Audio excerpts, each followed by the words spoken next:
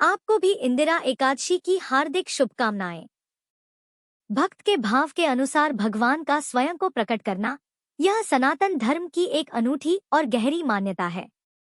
यह दिखाता है कि ईश्वर तक पहुंचने का मार्ग सिर्फ विधि विधानों से नहीं, बल्कि गहरे प्रेम और सच्ची भावना से होकर गुजरता है।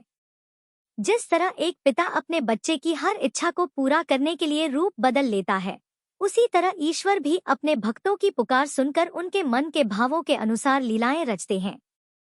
जब कोई भक्त उन्हें बालक मानता है, तो वे बाल रूप में प्रकट होकर उनकी गोद में खेलते हैं। जब कोई उन्हें अपना दोस्त मानता है, तो वे कृष्ण सुदामा की तरह सखा बनकर उनके साथ हंसते गाते हैं। और जब कोई उन्हें संपूर्ण ब्रह्मांड के स्वामी के रूप में पूजता है, तो वे विराट स्वरूप में अपने दर्शन देते हैं। यह भगवान की अनंत करुणा और लीलाओं की शक्ति का ही प्रमाण है कि वे स्वयं को भक्त की श्रद्धा के अनुरूप ढाल लेते हैं। यह कहानी हमें सिखाती है कि भगवान के लिए हमारा प्रेम ही सबसे बड़ा महत्व रखता है, क्योंकि प्रेम के धागों से ही वे हमसे जुड़ते हैं। आइए, इंदिरा एकादशी की पवित्र कथा को सुनने से पहले एक ऐसे ही भक्त की कहानी सुनते हैं, जिसने अपने भावों की गहराई से भगवान को प्रकट होने पर मजबूर कर दिया। एक बार की बात है, एक महान भक्त ब्राह्मण थे और वह मंदिर की पूजा बहुत शानदार ढंग से करना चाहते थे। लेकिन इतनी सेवा पूजा के लिए उनके पास समय तो था, लेकिन धन नहीं था। अब एक दिन की बात है कि वह एक भागवत पाठ में बैठे हुए थे और उन्होंने सुना कि श्री कृष्ण तो मन के भीतर भी पूजे जा सकते हैं। जरूरी नहीं कि बाहर की सामग्रियों से मंदिर में बिठाकर ही उनकी पूजा की जाए। अब तो उन्होंने इस अवसर का खूब लाभ उठाया, क्योंकि एक तो वह बहुत दिनों से सोच रहे थे कि भगवान की पूजा मैं बहुत अच्छे ढंग से करना चाहता हूँ, खूब धूमधाम से, तरह तरह की सामग्रियों से, महंगी महंगी वस्तुओं से। अब जब भागवत में उन्हें यह पता चला कि इन सभी सामग्रियों को मन से भी भगवान को अर्पित किया जा सकता है, तो वे बड़े प्रसन्न हुए। उनकी इस समस्या का समाधान उन्हें मिल चुका था कि मानसिक पूजा करने से उनके पास जो धन का अभाव था वह भी पूरा हो जाएगा, और उनकी जो इच्छा है श्री कृष्ण की धूमधाम से सेवा पूजा की, वह भी पूरी हो जाएगी। अब वह समझ गए कि मन के भीतर मैं कान्हा की पूजा कर सकता हूँ। तो वह गोदावरी नदी में स्नान करने के बाद एक पेड़ के नीचे एक दिन बैठे हुए थे और अपने मन में, देखिए वह कैसी कल्पना कर रहे हैं कि मन ही मन वो कल्पना कर रहे थे कि एक बहुत सुंदर उन्होंने सिंहासन बनाया है, जिसमें खूब हीरे मोती जड़े हुए हैं, और वह हीरे मोती जड़ा हुआ सिंहासन खूब दमक रहा था, चमक रहा था। अब उसी चमकते हुए बहुत सुंदर मूल्यवान सिंहासन पर उन ब्राह्मण ने मानसिक कल्पना करते हुए अपने कान्हा जी को विराजित किया, और कान्हा जी को उन्होंने खूब महंगी पोशाक धारण कराई थी।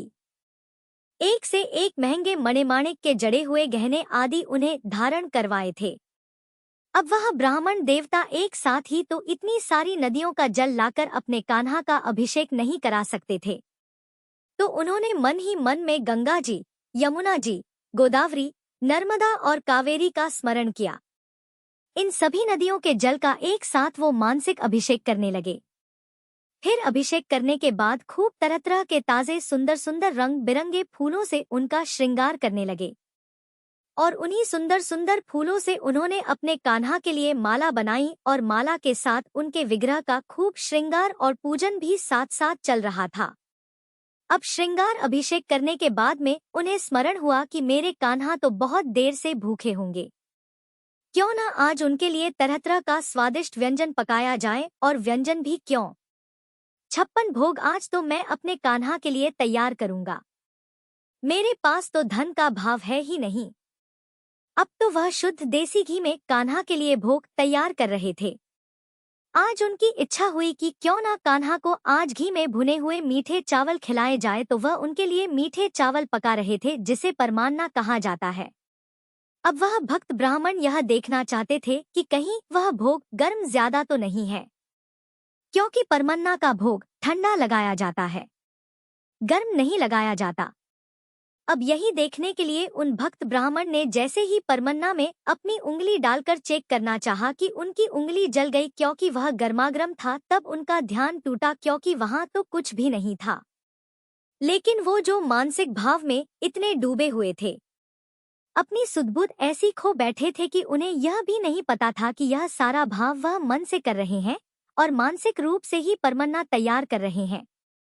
लेकिन उनके भाव सच्चे थे और वह सच्चे मन से ही परमन्ना को यह चेक करना चाहते थे कि कहीं वह ज्यादा गर्म तो नहीं है, कहीं उनके कान्हा का मुंह तो नहीं जल जाएगा। अब उसी भाव में डूबे हुए जैसे ही उन्होंने परमन्ना में उंगली डाली, उनकी उंगली जल गई। अब जब उनका ध्यान टूटा तो वहां उन्होंने क्या देखा कि वहां तो कुछ भी नहीं है, बल्कि वो तो एक पेड़ के नीचे बैठे हुए हैं और यह सब कुछ उनके भीतर ही भीतर उनके मन में चल रहा था। वो मन में ही यह सब कुछ कर रहे थे। अब उन्होंने अपनी उंगली देखी, वो तो जली हुई थी। यह देखकर वो हैरान रह गए कि ऐसा कैसे हो सकता है। और उधर बैकुंठ लोक से श्री नारायण भगवान मुस्कुरा रहे थे अपने उस भक्त को देखकर।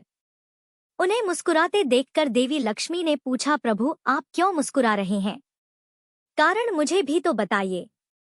तब भगवान ने देवी को धरती लोक पर बैठे उस भक्त की ओर इशारा करके कहा, देवी वो देखिए, मेरा एक भक्त ऐसा है, कितना अनोखा है, जो मेरी इस तरह भाव से पूजा करता है। अब मेरे दूतों को तुरंत भेजा जाए उसे बैकुंठ लाने के लिए। तो भक्ति योग इतना अच्छा है, मानसिक भाव इतना अच्छा है कि भले ही आपके पास भगवान की भव्य पूजा के लिए साधन ना हो और आपके पास घंटों बैठकर पूजा करने का समय भी ना हो, तब भी आप अपने मन के भीतर सच्चे भाव से सब कुछ कर सकते हैं।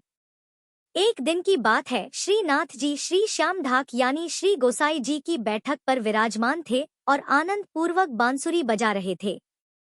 नीचे सभी गोप बालक बैठे हुए थे और थोड़ी ही दूरी पर एक चबूतरे पर गोविंद दास जी भाव में डूबे हुए पद गा रहे थे। सभी बांसुरी की धुन में और पद में भाव विभोर थे।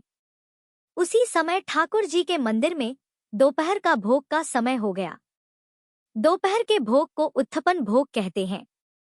श्री विट्ठलनाथ जी यानी गोसाई जी स्नान करके सेवा के लिए मंदिर में आ गए।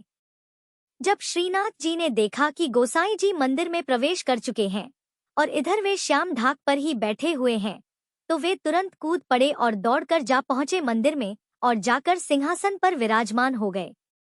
लेकिन जब वे कूदे थे तो उनकी नई पोशाक का एक किनारा ढाक की लकड़ी में फंस गया और फट गया और वो टुकड़ा वहीं चबूतरे पर रह गया। इधर गोसाई जी ने जब मंदिर के पट खोले और श्रीनाथ जी का दर्शन किया तो देखा कि पोशाक तो बिल्कुल नई है लेकिन फटी हुई है। वे देखकर चौंक पड़े, पोशाक कैसे फट गई? फिर पूछने लगे, ठाकुर जी यह नई नई पोशाक भला कैसे फट गई? आप तो भीतर विराजमान है, फिर यह फट कैसे सकती है? श्रीनाथ जी तो मारे डर के चुप हो गए, बस नजरें चुराने लगे और सिर झुका लिया। कुछ भी उत्तर नहीं दिया। उत्तर देते कैसे? पोल पट्टी जो खुल जानी थी। अब तो गोसाई जी ने सारे सेवकों को बुलाया और पूछने लगे, कोई भीतर आया था क्या? सेवकों ने कहा, नहीं महाराज, भीतर तो कोई भी नहीं आया, आप ही पहले पधारे हैं। इधर अब श्रीनाथ जी चुप। सेवकों ने भी इनकार कर दिया। तो अब इस बात का पता कैसे चले कि पोशाक फटी कैसे? अब गोसाई जी ने कुछ भी नहीं कहा। ठाकुर जी को भोग लगाया और फिर से बैठक में जाकर वे गहरी सोच में बैठ गए कि आखिरकार पोशाक फटी तो फटी कैसे होगी। थोड़ी ही देर में गोविंद दास जी आए और देखा कि गोसाई जी आज बहुत दुखी और चिंतित लग रहे हैं, शांत भी हैं। तो बोले, महाराज आप उदास क्यों बैठे हो? आज आपका मुख भी प्रसन्न नहीं लग रहा, कोई बात हुई है क्या? बताइए। तो गोसाई जी बोले, बस ऐसे ही बैठा हूँ, कोई विशेष बात नहीं हुई है। गोविंद दास जी ने तुरंत कहा, नहीं नहीं, कोई तो लीला जरूर हुई है, बताइए ना क्या हुआ? गोसाई जी बोले, क्या बताऊं? आज मंदिर में आया तो देखा ठाकुर जी की नई पोशाक बिल्कुल नई थी, कोरी थी एकदम, आज फटी हुई है। अब मुझे तो यही चिंता हो रही है कि भला यह कैसे हो गया, कहीं सेवा में कोई भूल तो नहीं हो गई। इतना सुनते ही गोविंद दास जी तो ठठाकर हंस पड़े। कहने लगे, महाराज आप भी ना कितने भोले हैं। ये ठाकुर जी ना जो जितने सीधे दिखते हैं उतने हैं नहीं। यह तो आज श्याम ढाक पर बंसी बजा रहे थे, और जब उत्थापन भोग का समय हुआ ना तो इन्हें ध्यान आया और यह वहां से झटपट कूद पड़े। कूदते समय इनकी पोशाक फंस गई और फट गई। और आप सोच रहे हैं कि आपके ठाकुर जी तो बड़े शांत सज्जन हैं। नहीं, यह तो दरअसल बहुत बड़े शरारती हैं। चलिए मेरे साथ, मैं आपको दिखाता हूँ। अब गोविंद दास जी गोसाई जी का हाथ पकड़कर श्याम ढाक पर ले गए। वहीं लकड़ी में फंसी हुई पोशाक का फटा टुकड़ा दिख गया। गोसाई जी ने वह कपड़ा उठाया, मंदिर लाए और ठाकुर जी के पोशाक से मिलाया तो बिल्कुल वही था। उन्होंने श्रीनाथ जी की ओर देखा और मुस्कुराकर पूछा, यह कैसे हुआ? श्रीनाथ जी फिर से सिर झुका गए, एक शब्द भी नहीं बोले। अब तो गोसाई जी और गोविंद दास जी दोनों हंस पड़े। उस दिन से गोसाई जी ने सेवा का एक और नया नियम बनाया। भोग से पहले 3 बार घंटानाद और शंखनाद किया जाए ताकि ठाकुर जी जहां कहीं भी लीला कर रहे हो तो समय पर वापस आ जाए, ताकि उन्हें फिर से इस तरह कूदना ना पड़े और अपनी नई नई पोशाक ना फड़वाना पड़े, वरना क्या पता आज तो पोशाक ही फड़वा कर लाए हैं, कल को कहीं चोट खरोच लग गई तो तब क्या होगा। तो ठाकुर जी अपने सखा गोविंद दास जी के साथ ऐसी ऐसी लीलाएं करते रहते हैं, ऐसे ऐसे खेल करते रहते हैं। गोविंद स्वामी तो सदैव भगवत प्रेम में मस्त रहते थे। एक बार वे गिरिराज जी की तलहटी में खड़े खड़े लघु शंका कर रहे थे। उसी समय परिक्रमा मार्ग से कई सारे वैष्णव जन निकल रहे थे।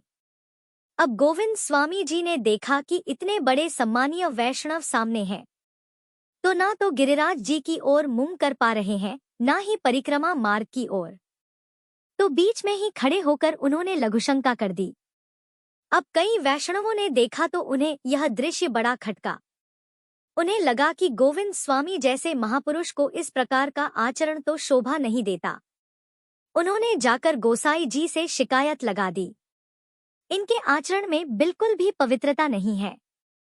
अरे, शौच और लघु शंका की भी एक मर्यादा होती है, मर्यादा। इन्हें कुछ तो समझाइए। अब भला गोसाई जी उन्हें क्या समझाते? वो उन्हें कैसे समझाते? क्योंकि खुद ठाकुर जी तो अपने सखा गोविंद दास जी के साथ शौच करते हुए तक भी खेल दिखाते थे। जिस समय गोविंद दास जी शौच में बैठे होते थे, वह उस समय भी उन्हें नहीं छोड़ते थे। यहाँ तक कि उस समय उनके ऊपर फूल फेंक फेंक कर मारते थे। और जब उनकी मैया को आते देखा तो कहीं सारी पोल पट्टी ना खुल जाए, इस डर से वे शौच करते हुए गोविंद दास जी के पीछे उन्हें पकड़कर तक छुप जाते थे। तो भला उनके लिए यह भाव कैसा? खैर, जो भी था, गोसाई जी ने श्री गोविंद स्वामी जी से पूछा, यह क्या कर रहे थे तुम? इतने बड़े वैष्णव होकर तुमने लघु शंका परिक्रमा मार्ग में खड़े खड़े कर दी। क्या तुमने वैष्णव सदाचार को ही त्याग दिया है?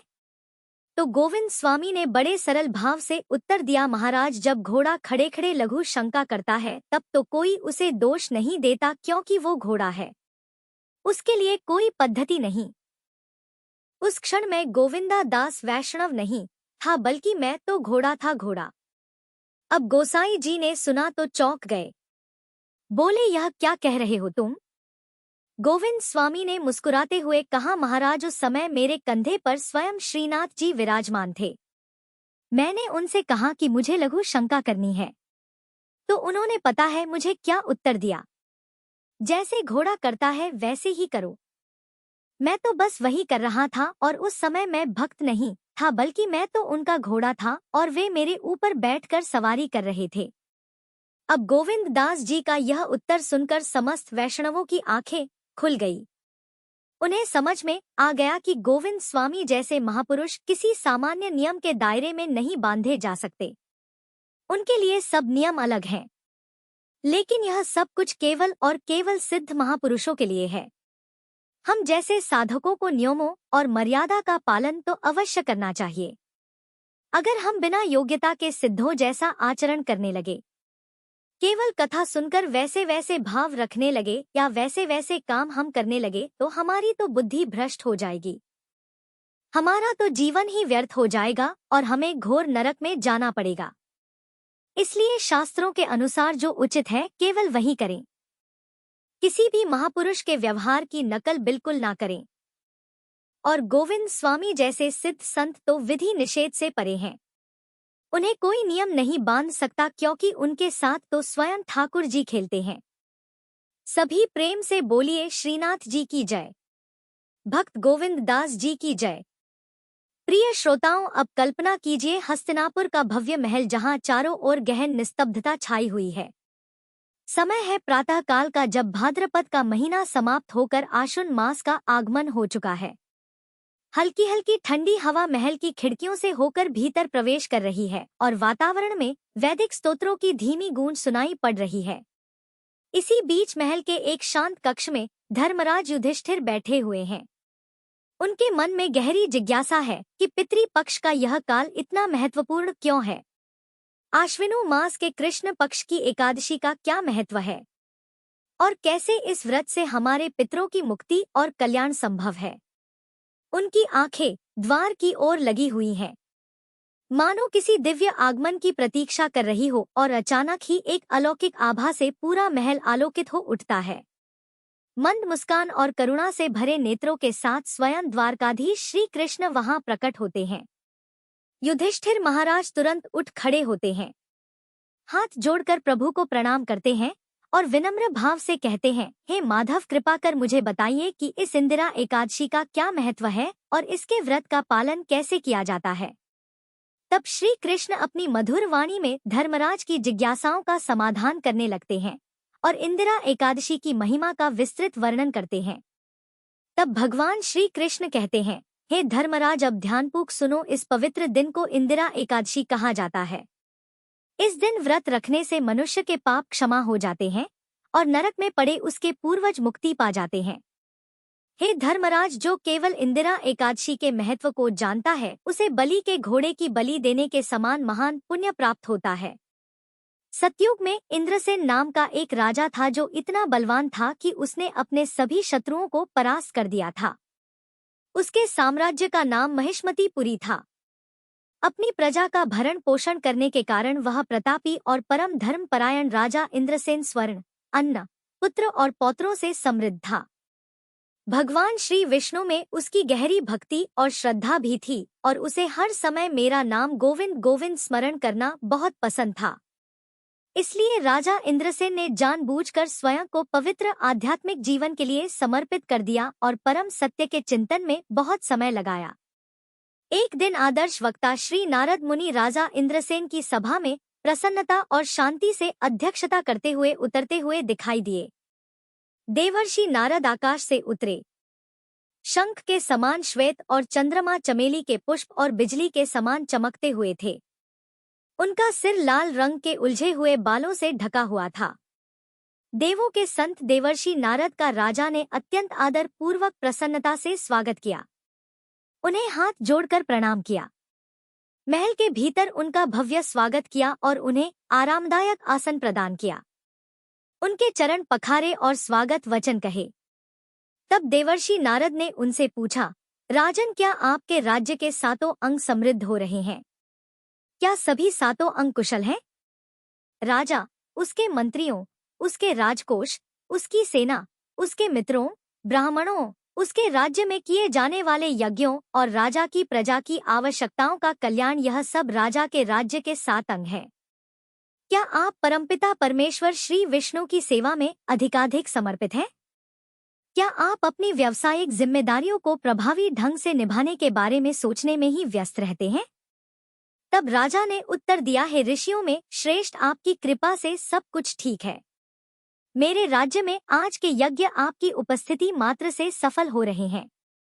मुनिवर, कृपया मुझ पर दया करें और मुझे यह बताएं कि आप यहाँ क्यों पधारे हैं। तब देवताओं में सबसे बुद्धिमान देवर्षि नारद बोले, हे राजाओं में सिंह, मेरे अद्भुत वचन सुनो। जब मैं ब्रह्मलोक से यमलोक में उतरा और मुझे एक महान आसन दिया गया, तो भगवान यमराज ने बहुत प्रसन्नता से मेरी प्रशंसा की। मैंने यमराज की सभा में आपके पिता को देखा और उनकी ईमानदारी और परम भगवान के प्रति सेवा की प्रशंसा की। अपनी तीव्र धार्मिकता के बावजूद उन्हें यमलोक जाने के लिए विवश होना पड़ा, क्योंकि उन्होंने समय से पहले एकादशी का व्रत तोड़ दिया था। मेरे पास आपके पिता का एक संदेश है। इसी कारण मैं यहाँ पधरा हूँ। तुम्हारे पिता ने कहा है राजा इंद्रसेन महिष्मती नगरी में रहते हैं। कृपया उन्हें बताएं कि मैं वर्तमान में अपने पिछले अनैतिक आचरण के कारण यमराज के लोक में रहता हूँ। हे पुत्र, कृपया आने वाली इंदिरा एकादशी का व्रत करो और खूब दान पुण्य करो ताकि मैं स्वर्ग जा सकूं। कृपया मेरे पुत्र को मेरा यह संदेश पहुंचा दो। तब देवर्षि नारद जी ने आगे कहा, हे राजन, मैं आपके पास केवल यही संदेश देने आया हूँ। यदि आप अपने पिता के कल्याण हेतु इंदिरा एकादशी का व्रत रखें तो यह आपके लिए लाभदायक होगा। तब राजा ने विनम्र होकर पूछा, है देवर्षि, कृपया करके आप मुझे एकादशी का व्रत करने की विधि बताएं। कृपया मुझे यह भी बताएं कि यह व्रत किस माह और किस दिन पड़ता है। तब देवर्षि नारद ने उत्तर दिया, है राजन, कृपया सुनिए, मैं आपको इंदिरा एकादशी व्रत की पूरी विधि बता रहा हूँ। यह एकादशी आश्विन माह के सबसे अंधकारमय 2 सप्ताहों में आती है।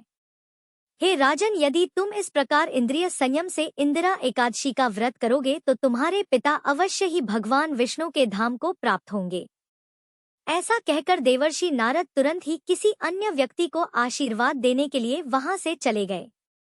तब राजा इंद्रसेन ने अपने परिवारजनों और दास प्रजा की सहायता से ठीक उसी प्रकार व्रत रखा जैसा कि देवर्षि नारद ने बताया था। द्वादशी तिथि को जब उन्होंने अपना व्रत खोला तो आकाश से पुष्प बरसने लगे।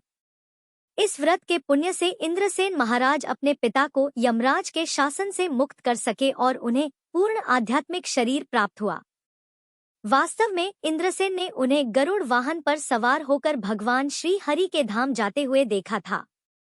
जब अपने पुत्र को राजगद्दी सौंपने का समय आया तो उन्होंने बिना किसी चिंता के अपने पुत्र को अपनी जगह पर राजगद्दी पर बिठाया और वे खुद बैकुंठ लोक चले गए। हे धर्मराज, यह इंदिरा एकादशी की महिमा है जो आश माह के कृष्ण पक्ष की एकादशी तिथि को आती है। हे धर्मराज, एकादशी से एक दिन पहले दशमी तिथि को प्रातःकाल उठकर स्नान करें और पूर्ण विश्वास के साथ भगवान की कुछ सेवा करें। दोपहर के समय बहते पानी के नीचे दोबारा स्नान करें और फिर आस्था और समर्पण के साथ अपने पूर्वजों को तर्पण दें। इस बात का ध्यान रखें कि आप दशमी तिथि के दिन केवल एक बार ही भोजन करें और रात को जमीन पर बिस्तर बिछाकर सोएं। एकादशी की सुबह उठते ही यह शपथ लें, यह संकल्प लें कि आज मुझे पूर्ण उपवास रखना है और सभी प्रकार के इंद्रिय भोगों का त्याग करना है। और इस प्रकार प्रार्थना करो, हे कमल नयन भगवान, हे निष्कलंक, मुझे अपने चरण कमलों में शरण दो। फिर दोपहर के समय श्री शालिग्राम शिला के समक्ष खड़े होकर विधि विधान से उनकी पूजा करें। इसके बाद पवित्र अग्नि में घी की आहुति दें और अपने पितरों के निमित्त तर्पण करें। इसके बाद योग्य ब्राह्मणों को भोजन कराएं और फिर अपनी क्षमता के अनुसार उन्हें दान दक्षिणा देकर संतुष्ट करें। अपने पूर्वजों को अर्पित किए गए पिंडों को लेकर उन्हें सूंघें और फिर किसी गाय को अर्पित कर दें और फिर भगवान ऋषिकेश को पुष्प और धूप अर्पित करें। फिर पूरी रात भगवान श्री विष्णु की प्रतिमा के समक्ष जागरण करें, भजन कीर्तन करें, मंत्र जाप करें। अगले दिन द्वादशी तिथि को प्रातःकाल उठकर बड़ी भक्ति के साथ श्री हरि का पूजन करें और ब्राह्मण भक्तों को सात्विक भोज के लिए आमंत्रित करें। इसके बाद अपने परिवार के सदस्यों को भोजन कराएं और फिर मौन होकर अपना भोजन ग्रहण करें। हे राजन, यदि तुम इस प्रकार ध्यान पूर्वक इंद्रियों को वश में रखकर इंदिरा एकादशी का व्रत करोगे तो तुम्हारे पिता निसंदेह भगवान विष्णु के धाम को प्राप्त होंगे और एकादशी का समस्त पुण्य भी तुम प्राप्त कर सकोगे।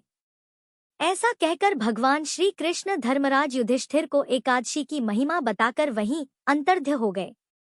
यह थी इंदिरा एकादशी की दिव्य कथा। सभी प्रेम से बोलिए, पवित्र इंदिरा एकादशी की जय, श्री कृष्ण भगवान की जय। अब सुनिए भगवान विष्णु के प्रिया तुलसी महारानी की कथा और आरती। एक बार एक बूढ़ी माई थी जो नियमित गारस माता का यानी एकादशी का उपवास रखा करती थी और तुलसी के पौधे की सेवा किया करती थी। तुलसी के पौधे को सींचा करती थी। वे सुबह को बिना तुलसी के पौधे की पूजा किए अन्न या जल तक ग्रहण नहीं करती थी। जब भी वह बूढ़ी माई तुलसी के पौधे को सींचती तो तुलसी माता से कहती है, तुलसी माता सत की दाता, मैं तेरा बिरवा सींचती हूँ, मुझे बहू दे, पीले रंग की धोती दे, मीठा ग्रास दे, बैकुंठ में वास दे, अच्छी मौत दे, चंदन का काठ दे, अच्छा राज दे, खाने को दाल भात दे और 11 के दिन कृष्ण का कांधा दे। बूढ़ी माई की यह बात सुनकर तुलसी माता सूखने लगी। तुलसी माता को इस प्रकार सूखता देखकर एक दिन भगवान कृष्ण ने पूछा, हे तुलसी, तुम दिन प्रतिदिन क्यों सूखती जा रही हो? तब तुलसी माता ने कहा कि बस मेरे मन की मत पूछो प्रभु। भगवान कहने लगे, मैं नहीं पूछूंगा तो कौन पूछेगा?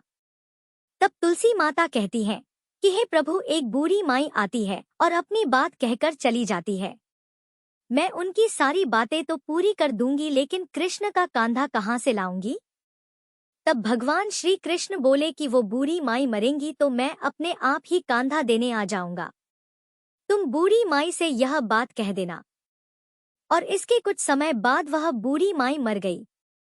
बूढ़ी माई के मरने पर सारा गांव इकट्ठा हो गया और उनका अंतिम समय आने पर जब उन्हें उठाने लगे तब तो वह बहुत भारी हो गई, जिससे वह किसी से उठाए ना उठ सकी। सभी कहने लगे, यह तो बहुत धर्मात्मा थी, बहुत संस्कारी थी, खूब पूजा पाठ करती थी, कोई पाप तक इन्होंने नहीं किया, फिर यह इतनी भारी कैसे हो गई? तभी बूढ़े ब्राह्मण के भेष में वहां भगवान श्री कृष्ण आए और कहने लगे कि भीड़ कैसी है? तब गांव वाले बोले कि एक बूढ़ी माई मर गई है और आज एकादशी का दिन है। वो इतनी पापिन थी कि उसकी अर्थी उठाई नहीं उठ रही। यह तो बहुत भारी हो गई है। भगवान बोले कि मुझे इनके कान में कुछ कह लेने दो, फिर यह उठ जाएंगी। तब भगवान श्री कृष्ण बूढ़ी माई के पास गए और चुपके से उनके कान में कहा, है बूढ़ी माई, तू अपने मन की कर ले, पीतांबर की धोती ले, मीठा मीठा ग्रास ले, बैकुंठ में वांस ले, चटक की चाल ले, चंदन का कांठ ले, झालर की झकार ले, दाल भात को जीम और श्री कृष्ण का कांधा ले। भगवान की सारी बातें सुनकर बूढ़ी माई तो हल्की हो गई और तब भगवान कृष्ण उन्हें अपने कांधे पर लेकर गए। इस प्रकार बूढ़ी माई को मुक्ति मिल गई और वह बैकुंठ लोक को चली गई। हे तुलसी माते, जैसे आपने उन बूढ़ी माई को मुक्ति दी ऐसे ही सभी को मुक्ति देना। जैसे भगवान कृष्ण ने उन्हें कांधा दिया वैसे ही हम सबको भी देना। प्रेम से बोलिए, श्री कृष्ण भगवान की जय, तुलसी माता की जय। अगर यह कथा आपको पसंद आई हो तो कृपया वीडियो को लाइक करें, चैनल को सब्सक्राइब करें और अपनी शुभ टिप्पणियां कमेंट में जरूर साझा करें।